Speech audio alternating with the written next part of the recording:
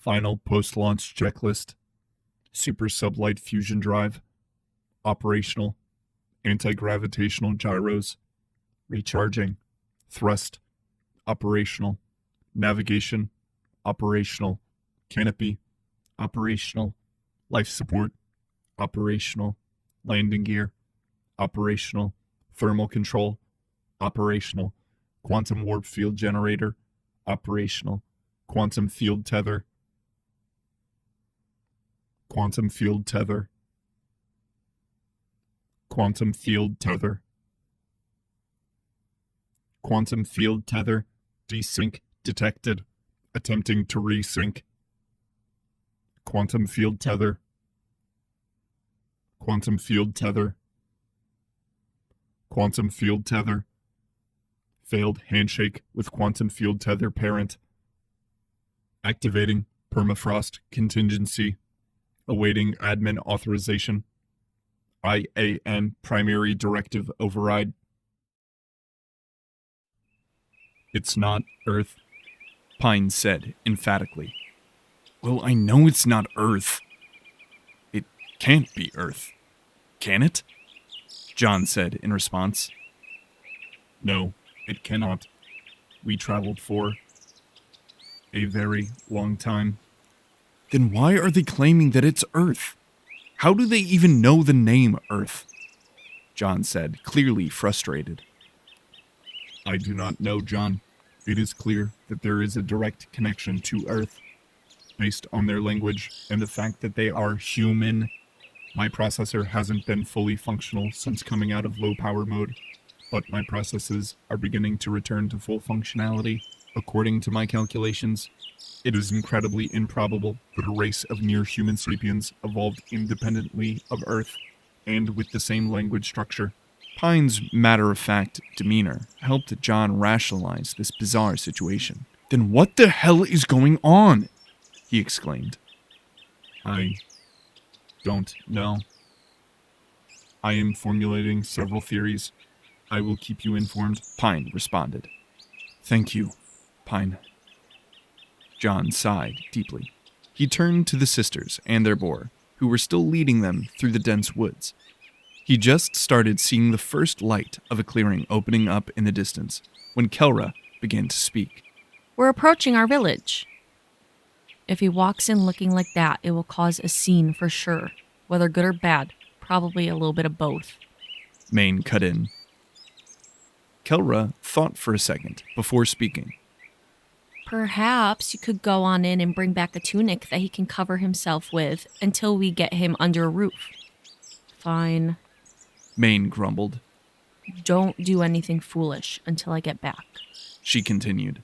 Of course. I wouldn't want you to miss the fun. Kelra said, a teasing smile spreading across her face. Maine simply rolled her eyes before walking off into the woods, presumably towards their village. Kelra tied the dire boar off to a nearby branch and then crouched down against a thick roke tree. So this village of yours, John said, breaking the silence. What is it like? Kelra laughed. It's like a village. We have homes and barns, an inn. It's small compared to some of our neighbors, but it is home. Do you have a church or temple in your village? You've spoken about priests, right? John asked, probing hesitantly deeper into the secrets this girl held.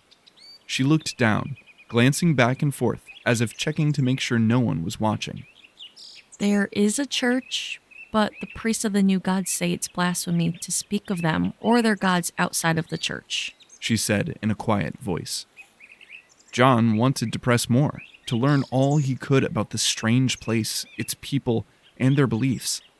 But he didn't want to drive Kelra away, so he decided to shift his focus. The old gods, you've spoken about them a little. Do they have a church or priests? Do they have the same restrictions about blasphemy? Kelra's face lifted slightly and met his eyes. They have an old chapel where they worship. They do not consider speaking of such things blasphemy. But the priests of the new gods consider the old gods blasphemy. So it makes it difficult. She answered. Yet they coexist in peace? John inquired, but started at the harsh laugh that Kelra let loose. Hardly, but enough of the villagers still believe in the old gods. And even though the villagers rarely get involved in the affairs of the priests, they will not allow either to take drastic action against the other. I have developed several hypotheses, Pine interjected. John excused himself from Kelra and walked a few meters away. And? John asked in anticipation. Hypothesis 1.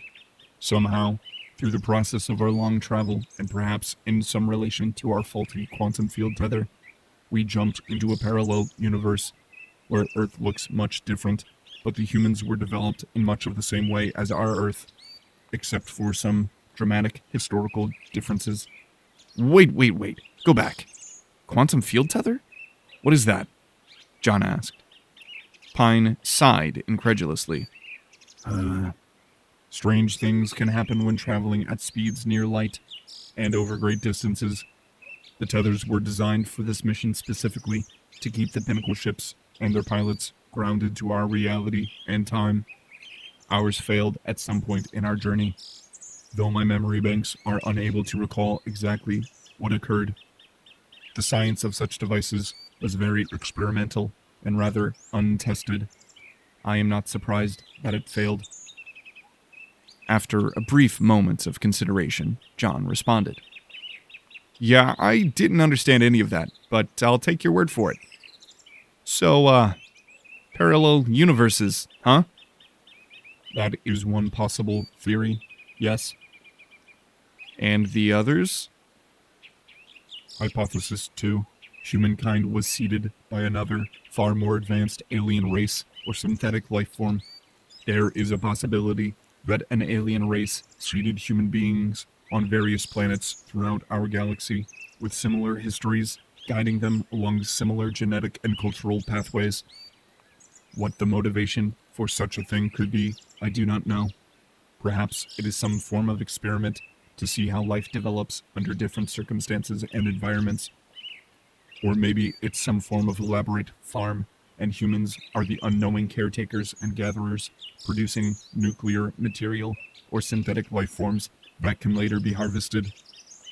Or more likely, humankind itself is the product. A cold shiver ran down John's spine at the thought of being grown and harvested like some animal. I think I like the parallel universe theory better. You would, Pine responded coldly. Hypothesis 3.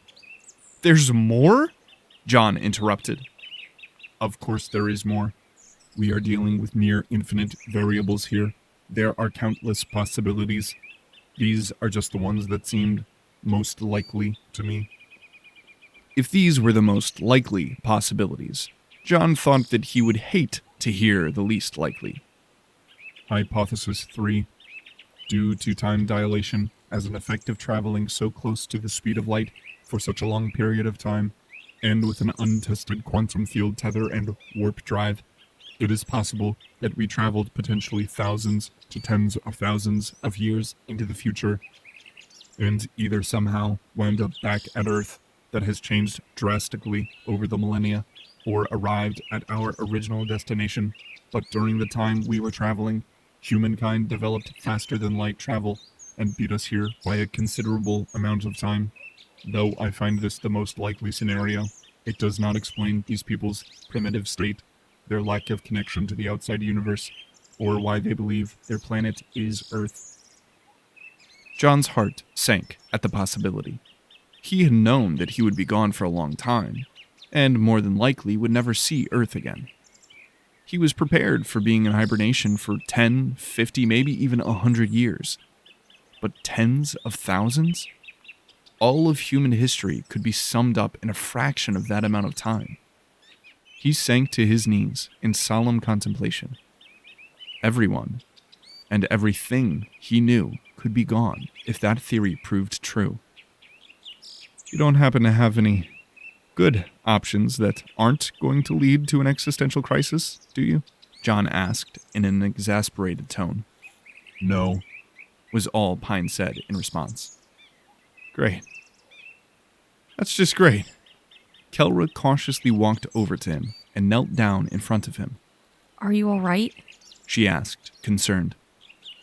Oh yeah, I'm just great, John replied. Hey, sarcasm is my thing. Pine cut in, obviously trying to lighten the mood.